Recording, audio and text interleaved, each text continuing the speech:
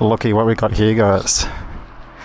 The R12 GS, man. How good does this thing look? I haven't felt this excited about a bike since the T7 came out, and I think this thing just looks fantastic, man. From the start, I was curious how far BMW was willing to push this heritage platform off-road. And as a long-term street Scrambler owner who's also spent weeks riding the Triumph 1200XC, I was genuinely interested to see how the R12 GS stacks up. I've been riding right now for about 40 minutes to an hour. It's comfy. The bars are in a fantastic position, nice and wide. This is the Enduro model as well, the Enduro F900 GS, man. That one, that killed my butt. But this feels great. I feel like I could just cruise on this for so long. The Enduro variant runs a seat height of around 875 millimeters. Now, I'm 5'10", and both of my feet are flat on the ground when seated. The size actually felt perfect for my height. It also comes with wide handlebars and a 20mm factory riser, which makes a noticeable difference to comfort and control when riding and standing on and off-road. Powered by a 1170cc boxer twin, producing 115 Nm of torque, and paired with a shaft drive and silky smooth quick shifter, the R12 GS delivers a refined and effortless on-road riding experience. The boxer engine, renowned for its smoothness, and it's sort of just a lot of induction noise, you know? You just hear that suck it up, big 1200. Oh, and she goes on quick, man. Quick shifter is a dream. Tall gears, this is second gear. And away we go. The one thing I did notice with this, specifically when you're doing that, is at the front end, man, she gets really light. You can sort of see it. I don't know if either the steering dampener is shot in this one, or the suspension's been messed around with, like the fork height, but it is very, very pronounced how light the front end is. Otherwise, yeah, fantastic.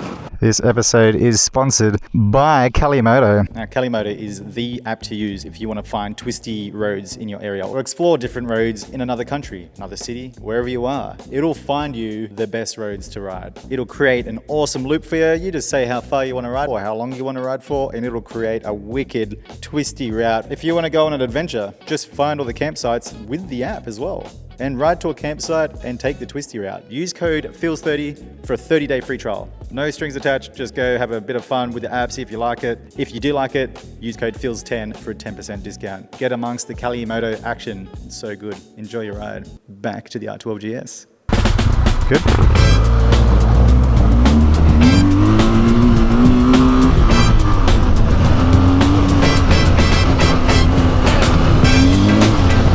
Thing hammers, man. Oh, it feels great.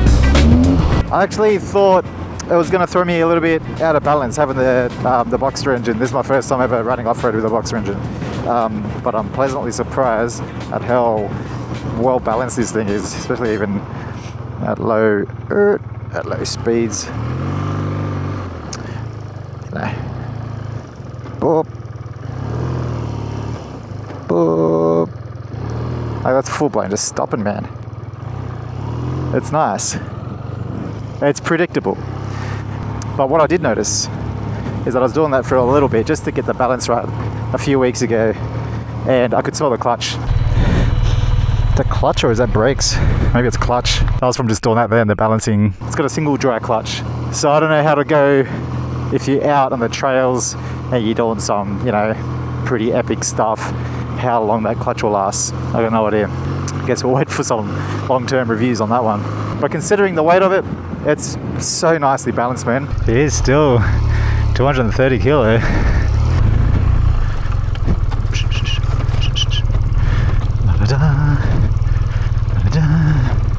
Heaps of balance, man.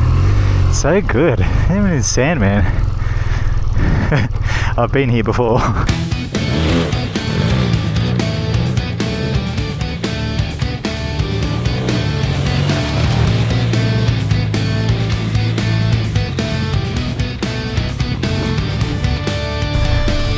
Oh, crap. I reckon that'll fit, and it sort of goes down there. I don't reckon, you know what, I'm not going to risk it. How good's that? Ergonomics wise, nice and comfy, nice and chilled. Bars are nice and wide. They're actually super wide handlebars, man. These bars are so wide. And then when you want to stand up, it's not even an issue. The tank feels good. If you want to sit down, you've got to squat down a little bit to get your knees on the tank, bit of an aggressive stance. But if you stand up completely, your knees aren't touching the tank at all. It's nice seeing over the top of the little windshield here. Windshield, whatever you want to call it. It doesn't deflect much wind off at all. But I've always liked seeing that fender guard there. I think it's just cool. Quick shifter works fantastically, by the way. It stays on during Enduro Pro mode, which is available on the Enduro variant. We've got quick shift, we've got heated grips, we've got cruise control, 18-inch rear wheel, Enduro pegs, wider, more comfortable, and the quick shifter works super nicely. Watch this. I'm in second gear, down to first. Boop. Smooth, man. And then up to second, real low revs. Smooth. Back down again. Oh, come on. That's the smoothest thing you've ever heard. So no issues there. No cutting out of power when in Enduro Pro mode. No issues when you're riding off-road and there's no power cuts or anything like that. No false neutrals. It's just happy days, man. Another strange thing that this thing doesn't have is a fuel gauge. Why does it have a fuel gauge? We've only got 15.5 litre tank here with a 1200cc engine. It's going to suck the fuel down a little bit. It's like 5.1 litres per 100 kilometres. We have no idea how much fuel's in this thing, which is a little bit bizarre. Especially if you want to take this thing on long rides. Oh, little bunny. Hey, little bunny. Being part of the BMW's heritage lineup, the R12 GS keeps things deliberately simple. There's no fuel gauge, just a low fuel warning light and a trip meter you'll need to manage manually. Suspension comes in the form of a fully adjustable 45mm upside down fork up front and a fully adjustable rear shock, with plenty of travel for both road and dirt. And it works impressively well straight out of the box. Suspension feels fine. I haven't touched anything with the suspension. I haven't dialed anything in. The way I've got it is feeling fine for me. It's not too rough, it's not too soft. So it's feeling pretty nicely dialed in as is. What else? I don't know. It's feeling good. When it bogs down. So first gear gets a little bit boggy. So if we're just like this, and then you get to take off, and you might just... You could hear the engine just dying down a little bit, you know? Like that. And there's a little delay when I went to take off just there. I just hesitated like that. So yeah, I'm not sure if that's just a ride-by-wire thing, or it's just because of the torque in this kicks in at 6,500 RPM. That's when it's at its peak torque. I prefer the throttle response to be a little bit sharper. We're in Enduro Pro mode as well. The gears are super long, so this is first gear, man.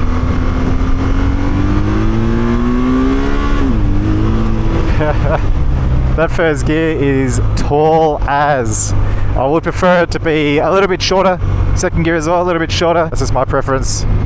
I feel like I'd get a little bit more control, especially if you're doing, up hills and stuff like that. You got that dry clutch. I feel like the dry clutch and the bogginess and the tall gear, it could lead to some issues if you're out in the middle of nowhere and you're having a bit of fun. I'm not sure if this is the kind of bike that you'd want to take out in the middle of nowhere, but it's fun. It's hella fun. Where do I go? I've owned a street scrambler for a long time, and I've ridden both the 1200 XE and the XC, including taking the XC on multi-week trips. And to me, this feels like BMW's version of the Scrambler. Bike swap, all right. Let's see. Wow, big daddy. Yeah, it is lighter. Hey, straight up. I feel the top the heaviness of this. The biggest difference I notice is how the weight's carried. The R12 GS's weight feels much lower, which makes it easier to maneuver and way less tiring in traffic, around town and off-road. The trade-off is front end feel. When you get on the gas with the GS, the front end gets noticeably light. But yeah, I feel like initial power is more noticeable on the Beamer. When you open it up, it's sort of just, it's there. It's pretty instant. The Triumph Scramblers, both the 1200 and the 900, feel more planted and refined at the front, but they also feel more top heavy overall. The R12 GS runs much wider bars too, which helps with balance and gives it a more aggressive stance. Off-road, I found the R12 GS easier to ride and more confidence inspiring than either of the Scramblers. By the way, riding that thing in the sand was so fun, so easy. I definitely struggle with the T7 more riding that in the sand. I'm so surprised at how well that thing felt. Could I see one of these R12 GSs here in the Feelz garage? Absolutely, man. I was actually super upset when I had to take it back. It wouldn't replace this. It wouldn't replace the T7. I felt the style, the heritage line, the customization options on it. I can already see it looking like such an awesome machine that's well enough and capable enough to be taken off-road, just not extreme. The only thing that's really setting me back, I guess, would be the single dry clutch. But the reason why they have that is because the engine and the whole drivetrain is longitudinal, sort of like a car. Engine, clutch, gearbox, drive shaft. There are pros of having a dry clutch though, and that is for a more mechanical, direct feel. And it does, it feels great. And because of the quick shifter, you'd barely be using the clutch anyway, just literally for taking off and stopping. Off-road though, different story. You are gonna use it a lot more. You're gonna smell it. I think it just requires a different technique. Less dragging the clutch out and more bit of binary clutch action. What are your thoughts on the R12 GS? Let me know in the comments below. If you have any questions about it, I'll try to help you out as much as I can. Thank you so much, Cali Moto, for sponsoring this episode. Thank you so much for watching. And of course, a massive thank you to BMW Motorrad Australia for the opportunity to take the R12 GS out for a mad burn. You knew I loved it, so I really appreciate that. See you guys next year, huh? Holy moly. Big one next year. Holy crap. Big one. Huge year next year. Oh man, I'm gonna show you more of this place, huh? It's probably about time. Check this out. There's a big old spider up there. His name is Fred, and he's gonna keep the really bad spiders away from me.